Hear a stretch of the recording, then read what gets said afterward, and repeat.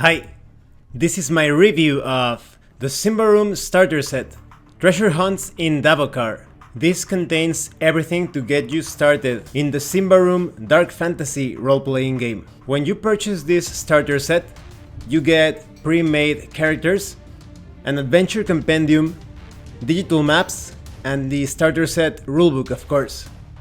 Now, I recommend that you pay attention to this two-part review. This is going to be part 1. I will upload part 2 as soon as possible because I'm going to ask a question, and if you answer the question based on the information in part 1 and part 2, you will get a chance to win a PDF of this starter set.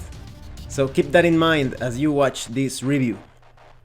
Now let's talk about the quality of the PDF. All of the files contained in this starter set are of excellent quality. The illustrations look amazing. Even creatures that you would find in other fantasy role-playing games, such as goblins and ogres, feel specific to the Symbaroum setting. The graphic design is also great, and combined with the illustrations, it creates a very interesting mood or atmosphere of somber adventures. Everything is well written and explained, and the bookmarks are perfect to make your way through all of the files. So this is high quality in its finest way. Now let's talk about the contents. This part 1 of the review is going to focus on the starter set rulebook. And if you are curious about the full rulebook, I'm going to put a link in the description below of my review of that rulebook. I did that a few years back, so I hope you will watch that as well. Now, when it comes to the starter rules, the document starts with some nice fiction to get you into the setting. You feel a sense of urgency and fatalistic determination. This is followed by an example of play, so you immediately get a really good sense of how Symbaroum is going to proceed during a session. Following that, you get a proper introduction to the world of Symbaroum, a world that has been shaped by a long history of dreadful and dark events. There's also a short introduction to tabletop role-playing games, so if you are only getting started into this wonderful hobby, this is a great role-playing game to get you immediately immersed into dark fantasy role-playing. Next, you have information on the setting. The Great War, the hungry hordes of the Dark Lords, a nightmare that lasted for 2 decades and which left little to hearten those who finally woke up. Instead, they had all the reasons to grieve. Tens of thousands had died. The maimed and broken were beyond count. 21 years have passed since the Dark Lords were vanquished and the Queen realized that her realm was dying. During the past couple of centuries, the region up north had been controlled by warring barbarian clans, and before that by the prosperous city-state of Lindaros. No more than a couple of months after the decisive battle against the Dark Lords, Corinthia's troops reached the region in the north. At the Lindaros ruins, they encountered a small barbarian settlement, established by the clan Cadiz that had been evicted from its territory in Davokar 50 years earlier. After a siege that lasted only 3 days, the barbarian chieftain bowed before the superior power, and the work of rebuilding Lindaros could commence. The queen did not join the refugees until 7 years after the war's end. When she did, she declared that her new realm would be called Ambria, the Shining, and the increasingly well-organized capital was to be named Indaros, in honor of Corinthia's father, the hero king of Yinedar. Much has happened over a short period of time, so there has been no room for subtleties. Disobedient barbarians have been killed, banished, or imprisoned by Corinthia's experienced and well-equipped soldiers. The obedient ones have been used for labor under slave-like conditions. 7 years ago, the uncrowned king of Ambria's treasure hunters, Lassifor Nightpitch, established the town of Thistlehold.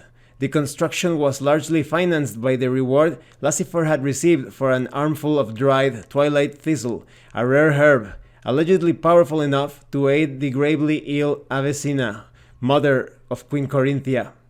As you can see, there are many dark happenings in this setting, but also a very tiny glimpse of hope, of rebuilding something that many thought was lost completely, a better life in these savage lands. Now let's talk about Ambria. The region Corinthia is determined to conquer is dominated by Davokar, a forest that in itself is as varied as a continent. South of Davokar, a rolling landscape of fertile plains stretches out. Where they are not plowed by Ambrian farmers, They are covered by pale green grass or small groves where the birds and beasts of the lowlands find shelter. The region is framed on two sides by towering mountains, the wild and majestic Titans to the south and the Ravens to the east, growing taller and steeper the further south one travels. The climate is colder and more humid compared to what the Ambrians are used to.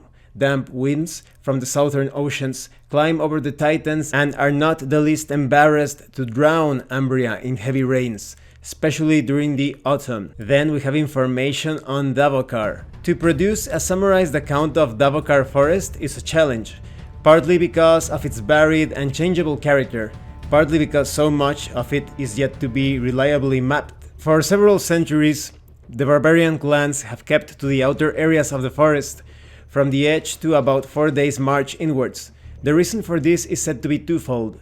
On the one hand, the outskirts contain all they need in terms of prey and useful plants. On the other hand, they abide by a long list of strict taboos that ban them from entering the deep. The witches claim that Davokar is sleeping, and the forest must not be disturbed, that death and destruction will follow if the edicts are violated. The strategists and explorers of Queen Corinthia, including Ordo Magica, generally agree that the witches exaggerate. Whatever the truth may be, Davokar is there at the threshold of Ambria, the promised land of Corinthian Nightbane. Maybe the same disposition can account for the Ambrians' obstinate attempts to explain the inexplicable. Then we have information on the duality of Davokar. You have Bright Davokar. Malianos is stationed as master of the order at the Yendaros chapter and is highly religious. The latter is evident in how he describes Davokar as divided into two main regions, based on whether or not the sunlight can penetrate the leaves to reach the ground. Malianos describes, not entirely incorrectly, the outskirts as strikingly beautiful and remarkably lush. However, Malianos utters a word of warning. No matter how beautiful the natural surroundings may seem, you can be sure that they are full of hidden dangers. As for its creatures, Malianos describes Bright Davokar as the domain of barbarians and prey animals. But there are even stranger things, such as packs of meerkats, jackals, and etherherds, as well as solitary rage trolls, and even famished abominations. Finally, some words about the ruins of the outskirts. The southern regions and the area surrounding Carvosti have already been thoroughly explored by the Queen's Rangers, Ordo Magica's expeditions, and independent fortune hunters, leading to the discovery of sites like Saran's Pyramid, the columns of Haganor, and the grand aqueducts of Clear Well. But that does not mean that there is nothing more to unearth. Then we have information on Dark Davokar, beyond the elusive border that Malianos has established between Dark and Bright. There are regions that should not be traversed without great care, detailed preparations, and a sizable company of sword-wielding companions. In contrast to the outskirts, the depth is riddled with grave dangers, and there are neither barbarians nor ranger patrols that can come to your rescue. According to Malianos, Dark Davokar is characterized by a dense and wild vegetation that closes out all light. Here the flaws of the duality principle are revealed. The few fortune hunters who have traveled into the dark and returned with their health and minds intact testify that the sunbeams actually do reach the ground in there. Whatever is true or false when it comes to the many postulates of Malianos, there are reports speaking of a very devious nature in Davokar's inner regions, a nature whose threats lurk where one would least expect. Threats in the form of bottomless streams, tiny but poisonous creatures, overgrown sinkholes, and carnivorous or bloodthirsty vines. There is also talk of infections and parasites which make their victims insane, paralyzed, rabid, or undead. There are also ancient curses with similar effects. There are even reports of areas where it snows in the summer, where plants shimmer from some inner glow, and where nightmares inexplicably come to life. Things are so dangerous that, since the autumn of year 15, the person of Ambrian heritage who wishes to venture into Davokar must obtain an explorer's license, formerly known as License for Travels in and Explorations of Davokar Forest. The license can be bought on a monthly or annual basis at the headquarters of the City Watch in Indaros or at the Queen's Legation in Thistlehold. Now let's talk about factions.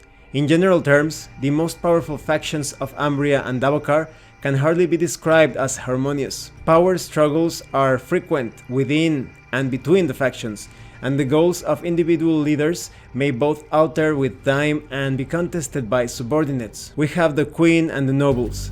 Umbria, as Albertor before it, is a hierarchical society, for centuries governed by an assembly of noble families called houses. Umbria is divided into 7 duchies, in turn divided into smaller domains, called counties or baronies depending on their size. Formally, it is the queen who appoints dukes, who then appoint counts and barons to manage subjects and land, but there have been lots of exceptions from that order of things. Ranked first among the noble families is the royal house of Kohinoor, personified by Corinthian Nightbane, and 5 of Umbria's 6 dukes, all of them closely related to the queen. Things may look stable on the outside, but many factions are looking to dethrone the Kohinoors. Now let's talk about the barbarian clans. When the Umbrians arrived in the region south of Davokar, 13 barbarian clans were living in the area. Since then, 13 have become 11. As Clan Cadiz was subdued and integrated into the Umbrian civilization, and Clan Jezora was annihilated by Umbrian steel. Lately, the relations between the clans have changed, because of the arrival of the Umbrian people, but also because of the slowly but surely escalating threat from the beasts and abominations of Davokar. The barbarian high chieftain, seated on Karvosti, is selected for life during a gathering at the Thingstead, held when the reigning warlord is nearing death. And there are some similarities between the clans, and what similarities exist can first and foremost be attributed to the witches. The leader of the witches is called the Huldra. Then we have the Church of Prios. The Church of the Sun God Prios governs a domain of its own in Umbria, a territory large as a duchy, centered around the city of Temple Wall. The thirds and liturgs of the priesthood are responsible for interpreting Prios' commandments and for managing all his temples, from the cathedrals in Indaros and Temple Wall to the repaired shrine on Karvosti. The Knights of the Dying Sun, also called Sun Knights or Templars, are the armed wing of the church. Finally, the Twilight Friars, also called Black Cloaks, is a monastic order with its main seat south of Indaros, up in the Titans. Next we have Ordo Magica. Roughly a year ago, Umbria's most prominent order for learned studies and mystical schooling, Ordo Magica, relocated from Indaros to Agrella on the shores of Lake Evel. Grand Master Seldonio governs an organization with chapters in all larger settlements, as well as a handful of outposts in Davokar. The primary ambition of Ordo Magica is of an explorative nature. Its members seek knowledge for knowledge's sake. But the single-minded search for knowledge does not mean that the order is totally cut off from the rest of civilization. Seldonio appears to be fully aware that he is in need of others. For instance, he needs the Queen's blessing to explore Davokar. He also needs the silver thalers of the nobles to finance expeditions and the rangers to take members of the order along on their patrols. Then we have the Iron Pact. The elves speak of the Iron Pact, but exactly what that is and what function such an alliance would serve is highly debatable. According to legends told at the taverns of Indaros, the elf wardens of Davokar claim that the humans consented to leave the forest in their care and swore never to set foot in the depth of Davokar again. This is the pact, and among the barbarians there are some legends which could be interpreted as proof of the existence and legitimacy of the Iron Pact. Next we have a section featuring the player characters. This starter set includes 5 pre-made player characters, and the rest of this book describes what you need to know in order to play them. If you want to, you could be using these characters time and again. If you want to have further adventures with this starter set and the scenarios and material included, if you want to use them as other characters, you can just keep the stats as they are and perhaps change some things about their background. But if you want the complete system, you need the Symbaroum core rulebook that contains lots of additional options when it comes to occupation, race, abilities, equipment, etc. In this section, you have an explanation of the role of the player. The players and the game master are equally responsible for the shared experience, even if their roles are different when playing. So on the player's side, you have information how to establish at least one distinct goal for your player character, something that he or she wants to achieve, defend, or avoid.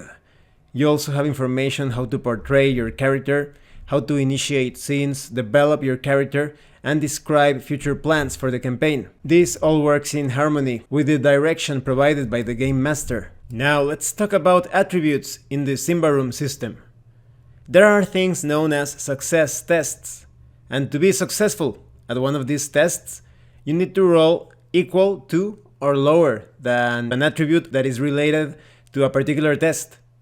And there are going to be modifiers, of course. So for example, let's say that you have an accurate attribute of 14. You need to roll 14 or below with a d20 or a 20-sided die. However, if the task is too difficult, maybe you get a -5 to your attribute. So now you need to roll 9 or below. But if it's a particularly easy task, maybe you get, let's say, +4, then you need to roll 18 or below. So it's a very simple task resolution system. It applies to everything, even combat. But in the case of combat, when a character tries to hit someone with a weapon, the relevant attribute value is modified by the target's defense. This is determined by the formula 10 minus the enemy's defense value. Attributes are pretty self-explanatory. You have accurate. A player character's hand-eye coordination, precision, and timing are related to this attribute. You also have cunning, which represents a character's wit and knowledge and common sense. You also have discreet, which mirrors a character's aptitude for being silent and agile. You have persuasive, which is about the character's ability to influence others by use of voice and or body language. You also have quick, representing a character's reflexes, balance, nimbleness. You also have resolute, representing a character's resistance to influence. It could be social pressure or mind-bending magic or the power of corruption. Your character will be able to resist that through the resolute attribute. You also have strong, which represents a character's capacity to use his or her own strength. You also have vigilant, representing a character's general awareness. There are also secondary or derivative attributes, such as toughness, pain threshold, defense, and corruption threshold. We will talk a bit more about those later on. Now let's take a look at some of the characters that you can control. You have the warrior. Some warriors are professionals. They could be soldiers with a pragmatic point of view regarding warfare as a vocation. Others could stem from noble families and bloodlines and consider the glory of battle to be a part of their heritage, and some are just fighting for survival. So knights, barbarian combatants, and shock troopers fit into this category. There are also hunters. They are of great importance both for the Ambrians and among the clans of the forest. To commoners in Ambria, they may not appear to be any different from your average rogue, but for many, they are on par with true heroes, covered in the dirt of the wilds, eyes shining with the light of the future. The hunters are vital in the project of cultivating and taming the great forest. You also have mystics. There are many sources of mystical power in the world. This can be tapped by one who understands the underlying laws of nature, or through alliances with either the light of the heavens, the spirits of the forest, or the darkness of corruption. Amongst these practitioners of the arcane and the occult, we have the etherics. They wield the unwavering powers of Prios, the sun and the light of the soul. There are also wizards, who are schooled in the secrets of the old magic of the Order. Their wisdom is born from the Southern Kingdom, and refined by a millennium of research and education. You also have rogues. In Ambria, the word rogue is used broadly and refers to all who steal something from others, be it their trust, secrets, money, or life. However, many of these individuals consider themselves to be treasure hunters. So this starter set gives you a broad and brief introduction to the different characters that you can play as, but if you want the complete information, you need the core rulebook. Don't forget to check out my review of the core rulebook after watching this one. Now let's talk a bit about abilities. They are what really give the character in Symbaroum its distinct role and place in the game world. They represent a person's skill in utilizing his or her basic attributes as efficiently as possible. Abilities are rated in 3 levels. Novice, Adept, and Master. An Adept may use the ability specialties of the Novice, and a Master can do everything that a Novice or an Adept is able to do. But a Novice, of course, won't have access to the specialization of the Master. However, in this starter set, you only have access to the Novice and Adept category of ability effects. All abilities are described using the same template, with keywords defined as follows. You have active actions. They are usually attacks or similar combat actions. Then we have free actions that can be used an unlimited number of times per turn. With common sense, of course, maybe there are many things that you cannot do at the same time. Usually in a combat round, you only get 2 actions, so these free actions are in addition to that. You also have passive actions that do not require a combat action to be activated, they are always on. You also have reactions, which are basically a response or answer to something that happens during a fight or any other situation. And you have special actions, which work in very specific and particular ways. Let's talk about some of these effects, so that you can get a better idea on how abilities work. We have acrobatics. The player character has learned the art of acrobatic maneuvering, having spent time with a theater company perhaps, or in one of the fencing schools of Yndaros, or just climbing trees of Davokar. So a novice could use reaction. The character may roll against quick, that is the quick attribute, to avoid free attacks from enemies in melee combat, either when trying to slip past an enemy or when attempting to withdraw from melee. Adepts in this ability will be able to use the free effect of, if the character is knocked down, he or she may attempt to jump back up again as a free action by making a quick test. So as you can see, you have a sort of repertoire or menu of sorts for each of these abilities, choosing what you need during a particular situation depending on your level of mastery. So you have things such as Alchemy, Beast Lore, Man-at-Arms, Iron Fist, Lore Master, Marksman. So for example, in the case of Marksman, as a passive effect of the Novice category, thanks to the character's skill, damage dealt with bows and crossbows is increased to 1d10 and 1d12 respectively, from the usual 1d8 and 1d10. And when it comes to the Adept effect, this is an active action. The character's precision provides his or her projectiles a crippling effect. The attack deals damage as usual, and if the target is wounded, the character may take an accurate test modified by the strong attribute of the adversary every time the target attempts to move. A successful test means that the target cannot move and its movement action is forfeit. And you have many other things such as Medicus, Ritualist, Shield Fighter, Witch Sight, etc. Now let's talk about races and traits. In this starter set, you only have basic information on 3 of the 5 races. You have information on the human Ambrian, the goblin, and the ogre. Now let's talk about the human Ambrian. According to the scholars of Ordo Magica, the people of Ambria and Davokar are descendants of the same tribe, although the barbarians and the Queen's folk hardly consider themselves so closely related. More disputed are claims saying that the two people originate from the same stem, rooted in the old and long forgotten empire of Symbaroum, whose ruins are hidden deep within Davokar. You have Ambrian traits such as contacts or privileged.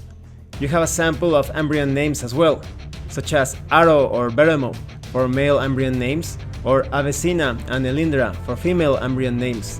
Then we have goblins. Little is known about the origin of goblins, but their presence in the southern outskirts of Davokar is quite obvious. The tribe that left the darkness of Davokar to settle down close to Thistlehold swarms and makes such a racket that they have made themselves quite unpopular among the town's human populace. The life of a goblin is short. A goblin is considered a youngster at the age of 5, adult at 10, and an elder at the age of 20. To meet a 30-year-old goblin is a rarity, as most of them voluntarily return to seek a lonesome death in Davokar before then.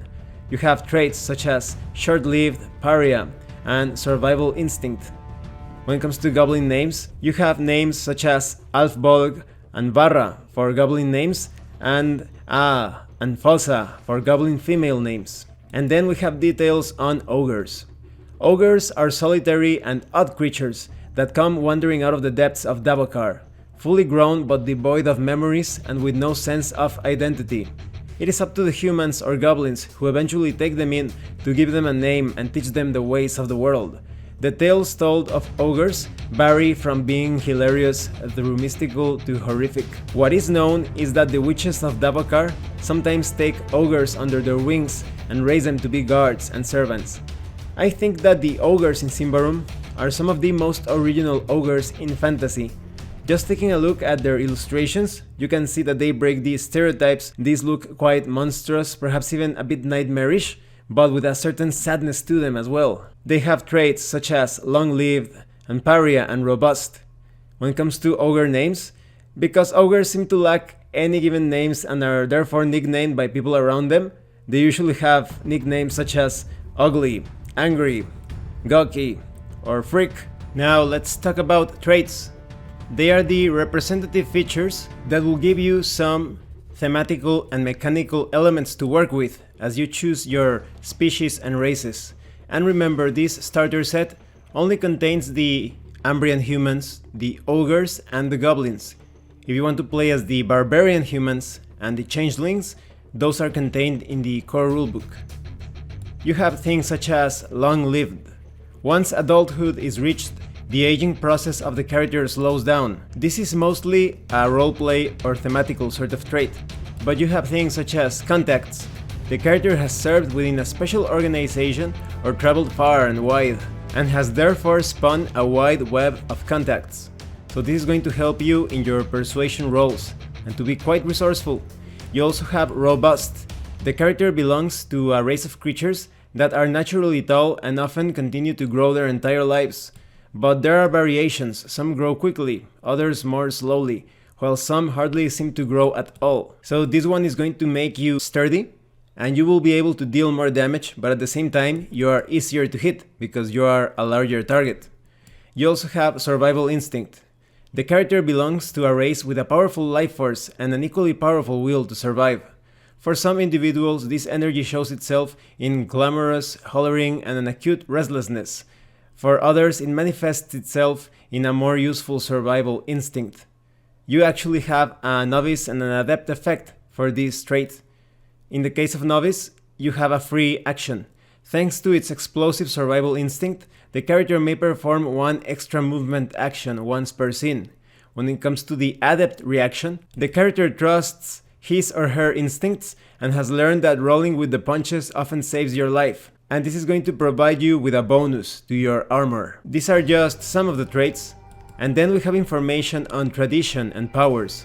It is widely accepted that the world does not only consist of matter, and it is obvious to everyone that there are individuals who can manipulate the flows of both material and non-material energies. The traditions answer questions regarding how mystical powers are to be understood, how they may be taught, as well as in which ways they are meant to be used. The powers not only manipulate but also violate the fabric of the world, something which makes the world strike back in the form of corruption. That effect can be reduced with the help of the mystical traditions. It is important to note, however, that the player characters are able to learn mystical powers without belonging to a particular tradition. Then we have some examples of these traditions. We have Theurgy.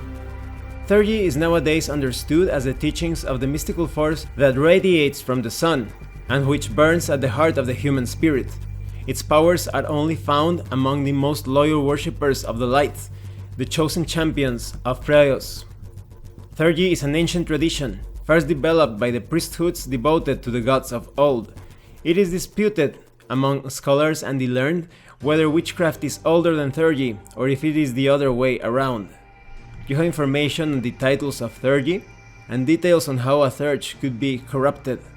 Then we have Wizardry. The powers of wizardry come from disciplined studies into the fundamental laws of nature, and from insights regarding how these laws can be used and controlled by sheer will and reason. Wizardry grew out of early forms of Theurgy, in a time when the people of Alverator still worshipped a pantheon of gods. And just like with Theurgy, you have information on the titles of Ordo Magica, and how a wizard could be corrupted. Then we have information on the mystical powers. Some of these powers come from Theurgy, others could come from wizardry.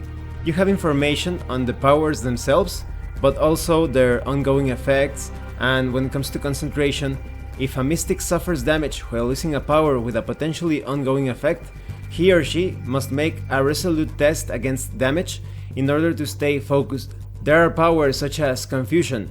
The mystic's understanding of the labyrinth of the senses can cause an enemy to lose itself inside its own mind. Confused enemies become paralyzed or lose their ability to separate friend from foe. You also have lay on hands.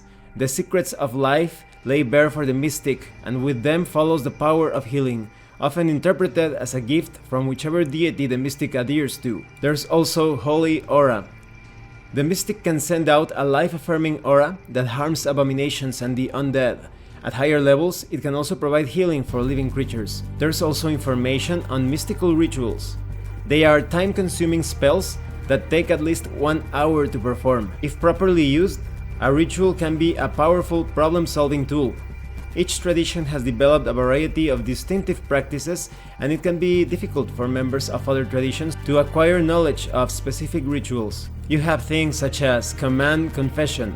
The ritual forces a victim to truthfully answer a number of yes or no questions asked by the mystic. You have flaming servant. The mystic awakens a fierce fire creature and binds it to a suit of metal. The servant walks by the mystic's side like a smoldering bodyguard. You also have Tale of Ashes. The mystic can read the ashes of a burnt object and then discern many details about that object. Those are just some of the rituals.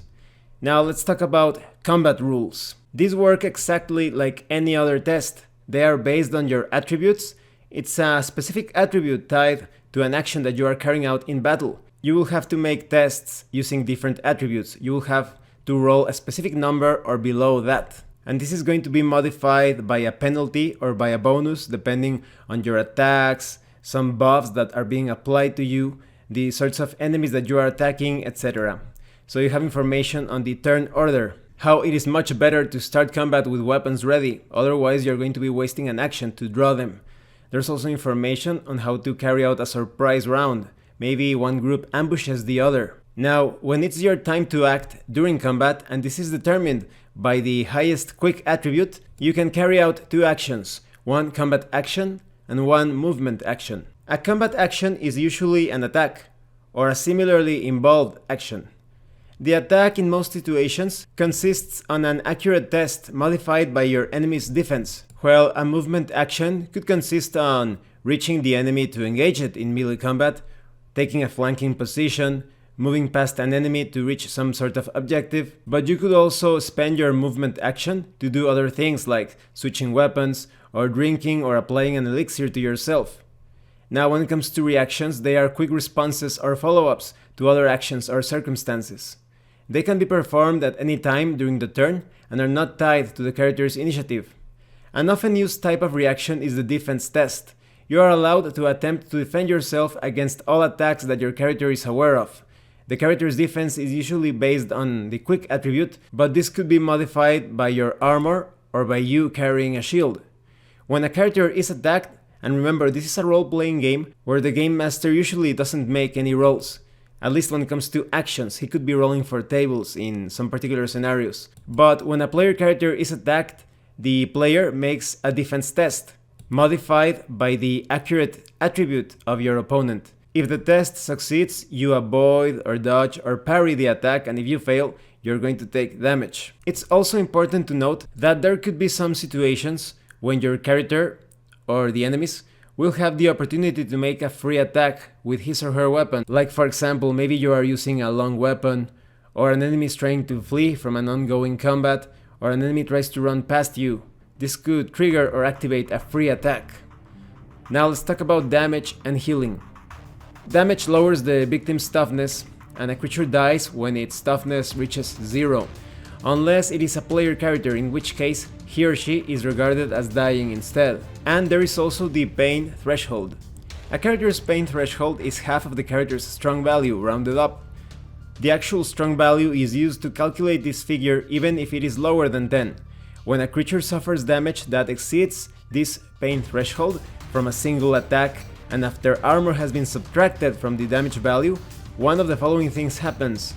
Note that it is the player who decides between the two.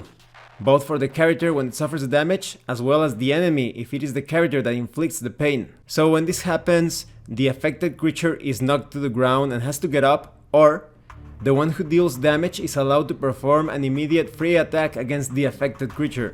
Now when it comes to dying characters, monsters and non-player characters die as soon as their toughness reaches 0, unless the game master wants something else to happen. But when a player character reaches 0 toughness, that character collapses and is considered to be dying.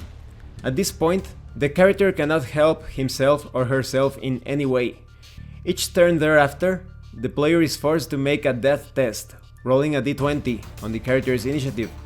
This test is repeated until someone else either stabilizes the dying character with a herbal cure, the Medicus ability, or mystical healing, or until the player rolls a 1 and wakes up, or a 20 and dies. There's also some granularity to this roll. For example, if you roll between 2 and 10, the character is relatively okay and only remains at death threshold. But if you roll between 11 and 19, the character is a step closer to death. The third time you roll this outcome, the character dies. Now let's talk about healing wounds. Healing can happen naturally by the use of alchemy and medicine, or with the help of mystical powers. Performing first aid on a dying person requires the Medicus ability, a herbal cure, or powers of healing. Included in this section, you have a quick guide for combat, so that is going to be very handy. And in case I didn't explain it clear enough, armor in this game does not make you harder to hit, it provides damage reduction.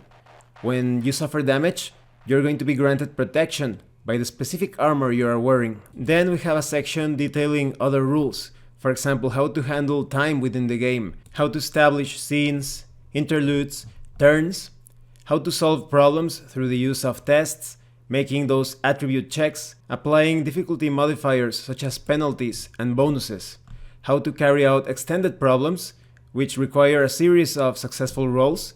You also have information on social challenges and details on shadow and corruption. All beings and objects in the world are surrounded by mystical shadows, whose appearance varies depending on the creature or object's relationship to the great and vast powers of the world. Most people are unaware of the existence of these shadows. There is an ongoing struggle between civilization's desire to tame the wilds and the corruption born out of the overexploitation of the environments. It is a fundamental theme in the game of Symbaroum. The primary purpose of shadows is to introduce the players to these great forces and the dynamic that exists between them. Shadows have two main functions within the game.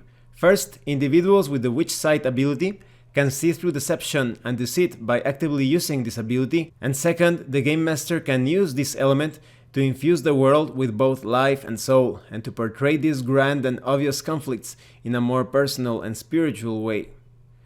Power corrupts, and in Symbaroum, quite literally so. A fundamental principle in Symbaroum is that when nature is cultivated or violated, it grows dark and vengeful, and strikes back. The darkness that comes alive in this way feeds off and can continue to infect its surroundings. Since mystics bend and warp nature according to their will, they are constantly threatened by corruption. The corruption value starts at 0 and grows as the character is tainted. As you become more and more corrupt, you will see signs of growing taint in the form of stigmas. You may eventually become an abomination. You could obtain temporary corruption that fades at the end of a scene, but this is still dangerous because your total corruption could be raised over your corruption threshold, perhaps developing some sort of physical stigma, or it could go past double your corruption threshold, turning your character into a blight beast.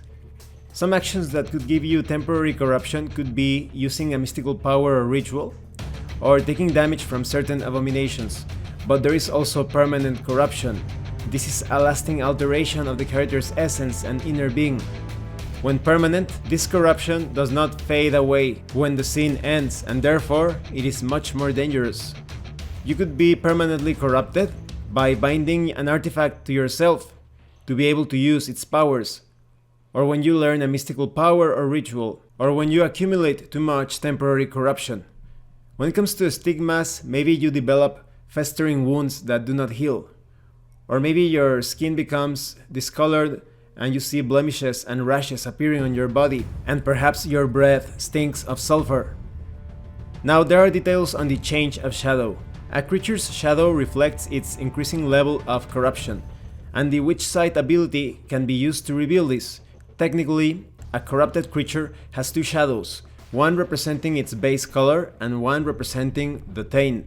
It is also very important to note that as you carry out actions that could potentially corrupt your character, you gain random points of corruption in many cases. So it's all about taking calculated risks when it comes to tainting your character, doing it only when it is absolutely necessary, because you need some sort of power or ability or effect related to the source of the corruption. Now when it comes to experience and character advancement, experience is awarded by the game master after a completed adventure, and it is traded in for higher levels in the character's abilities, or used to purchase new ones. Next, we have a section covering currency, equipment, gear, weapons, armor. You have tables for them. You have all of the details concerning what is used as currency, which are thalers, shillings, ortex. You have different categories of weapons, such as heavy weapons, long weapons, with information on the damage that they deal, the qualities of the different weapons, and many of them can be used in different ways. For example, the Bastard Sword can be used as a one-handed sword, but it loses its precise quality and instead deals damage like a single-handed weapon. So you have double axes, you have halberds, pikes, you have projectile weapons such as crossbows, bows, you have single-handed weapons such as fencing swords and flails, shields such as bucklers, steel shields, short weapons such as the parrying dagger, the stiletto, throwing weapons. You also have information on unarmed attacks, and of course you also have information on the types of armor that you can wear, such as light armor with garments such as wolf skin or the witch gown, and you also have medium armor such as the crow armor and the lacquered silk cuirass, and heavy armor such as the full plate. You have information on how much protection they offer. When you suffer damage, you roll a die, and what you obtain as a result is a number of points that will be reduced from the damage taken. Now let's talk a bit about the different qualities that the weapons and armor have. You have the balanced quality. This item is so well balanced that it is extra effective when parrying. The item provides a bonus in defense. You also have deep impact.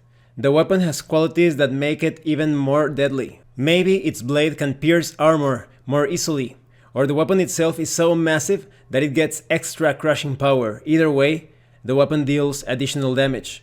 You also have other things such as impending. The armor hampers any agile movements and gives a penalty to tests against defense, sneaking, and the use of mystic powers.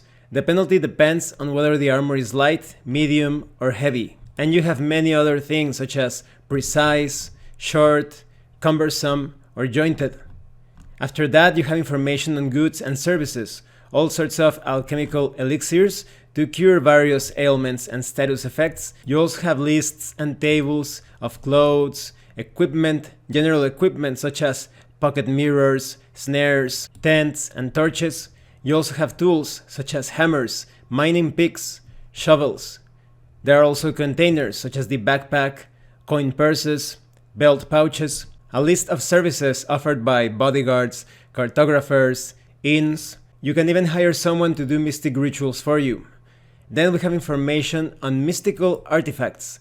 Since time immemorial, mystics have bound spirits and power to objects, thus creating what are known as mystical artifacts. These days, crafting of artifacts is very rare, partially because so many rituals for making artifacts have been lost over the centuries. Finding an artifact can be the climax of an adventure and often the start of a new one. You have information on how to analyze artifacts, bind artifacts, and use them, of course, with details on their title, their description, their powers, what actions they are related to, and their corruption as well. At the end of this starter set rulebook, you have information on the pre-made characters.